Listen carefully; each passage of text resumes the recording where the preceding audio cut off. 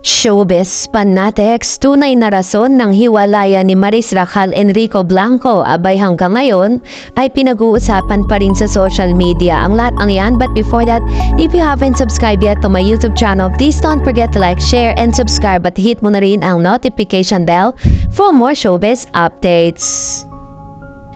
Ilang araw pa lang nakakaraan matapos maghiwalay si Rico Blanco at si Miss Maris Racal ay naging usap-usapan na nga ito sa social media.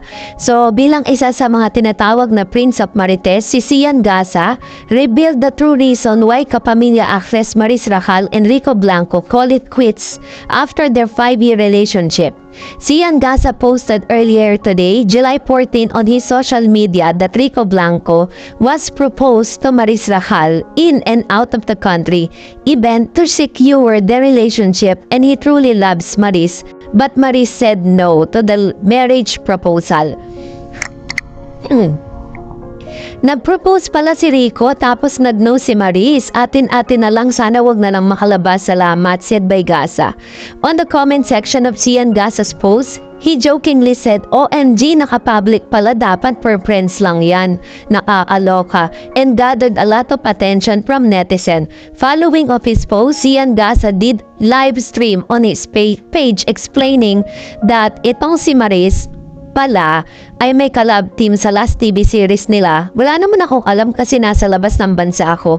So may namuunang friendship sa labas pa lang. Namuong friendship sa labas ng camera. Mas bata, mas pabor pa ang publiko kasi trending sila eh.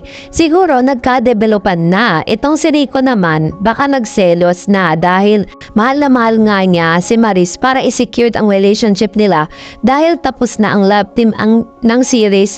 So no, nag-propose si Rico kay Maris ng kasal tapos nag-no nga si Maris. Syempre, naghahanap ng bata yan. Ano gagawin niya kay Rico? 51 na yan, malapit na mag-exit sa mundo. So ano pa ang gagawin nila sa relasyon nila? Nag-decide sila na maghiwalay. Pero obvious na ginamit lang ni Maris si Rico para sumikat. Talagang dun na pag nag-announce sa araw ng media conference ng movie nila at halatang gusto lang pag-usapan at ma-promote ang movie nila. May payak-yak pang nalalaman. Hindi naman ako journalist pero yun ang nasagap ko na chismis. Pero lahat naman ng chismis ko dati almost 100% nagiging totoo sa bandang huli. Ito po yung ilan sa mga statement ni Mr. Sian Gasa sa kanyang Facebook Live. Yesterday, a lot of netizens slammed Maris Racal for her inappropriate action after she announced her breakup. Here's the last article why Maris is being slammed and heard her hatred by the netizen. On the Maris first Instagram post after her breakup, she shared stunning and sexy photos of her which gained attention to a lot of netizens and her followers.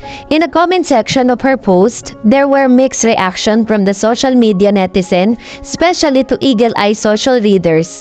Some of the comments were able to screenshot by Celebrity Random Updates or FB page staff, an entertainment media outlet site. Netizens slam Maris Racal for using Blanco popularity. Some of the comments of netizen, ginamit niya si Rico. That's it. Ito ang totoong victim ay si Rico. Huwag kang iyak-iyak dyan na parang dihado ka. Ikaw ang nang iwan. Parang di naman sa wito. Parang ready to mingle agad. Nakipaghiwalay siya tapos parang play victim kung malungkot ka, bumalik ka. The name of the netizen were blurred by the Celebrity Random Updates staff to protect their privacy and being attacked by Maris supporters. Maris Racal pleaded with fans not to hate Rico Blanco after she confirmed that she and the singer-composer have already ended their year of relationship journey. Racal sued for understanding from fans, saying that she and Rico are still in the grieving stage. She also said that Rico's too precious to be hated and that if fans are throwing punches, those should be thrown at her and that she's ready to take them. Please don't direct your hate towards Rico. He's too precious for that.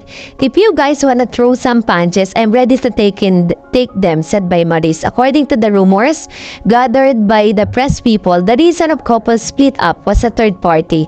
But there is no confirmation yet if Anthony Jennings is the main reason of Maris and Rico breakups. Jennings is the love team of Maris Racal of the TV series that can hit Can't Buy Me Love, starring Bel Mariano and Donnie Pangilinan. Rico is grieving stage now according to Maris, and she also pointed out that her love team of Anthony Jennings is out of the picture of her separation with ex-boyfriend Rico Blanco, and she could be blamed for everything. So yun yung sinasabi, no, ni Miss Maris. Sinasabi niya na hindi daw, kung meron daw dapat sisihin sa hiwalayan nila, at kung meron daw di umanong dapat makatanggap ng hit and punches galing sa mga netizen, ay hindi raw deserve ni Rico ito, but deserve niya na matanggap ang lahat ng ito.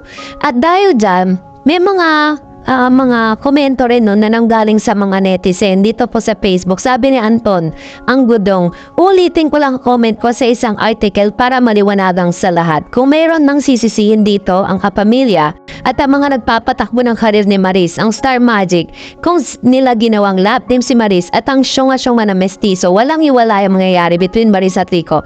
Balang araw lalabasin ang totoo na si Maris at ang mestizo na yon.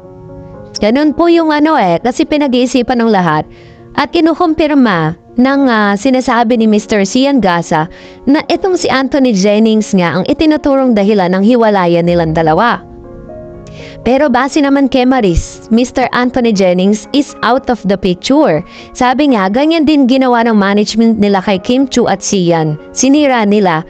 Kasi artist na ang kalaban sa network yung isa. Gamitan lang ang ginagawa nila para ma-air ang shows nila sa Kapuso. Mula nang mawala si Liza Soberano sa poder ng management nila, sinisira din nila. Ganyan din kay Bea. Kahit nasa kabila na, kung ang big boss sa mga former Star Magic na si Johnny Manahan, kaya nila sirain. Kasi nasa kabila na talents pa kaya. Even kay Mel Chanco at Willie Rebillame. Gets? So, mukhang may pinatutunguhan to. Sabi niya, gets yung point, kaya nakakatakot tuloy, baka ganyan din ang gawin nila sa Donbell. Sana wag kasi magwawala kami. Ayun. So, isa pala ito sa mga followers ng Donbell, So, parang sinasabi niya dito na yung nangyayari ngayon kay Rico Blanco at kay Miss Maris Racal, it's about the decision of the network, no? Pero sa nakikita natin is parang hindi ko lang po magets na kailangan pasukin ng isang network ang yung pinaka-relasyon no, na meron po si Miss Maris. Kasi kung tutuusin, at the end of the day, it's about Maris kung ano po yung magiging desisyon niya sa buhay. So ano man po ang mga lumalabas sa mga balitang ito ay nananatili namang tahimik, no? Kasi meron pong upcoming movie si Miss Maris na parang mas pinaiingay yung kanyang pangalan dahil nga yung kanyang paparating na movie. Pero all in all, ano man po ang dahilan ng kanilang hiwalayan, ang mahalaga sa sa 5 taon na kanilang pagsasama ay masasabi mong naging masaya naman ang naging pagmamahalan ni Rico at ni Maris. Kaya naman, let's wait and see na lang talaga, no? Tapos sabi nga, that time is the ultimate teller.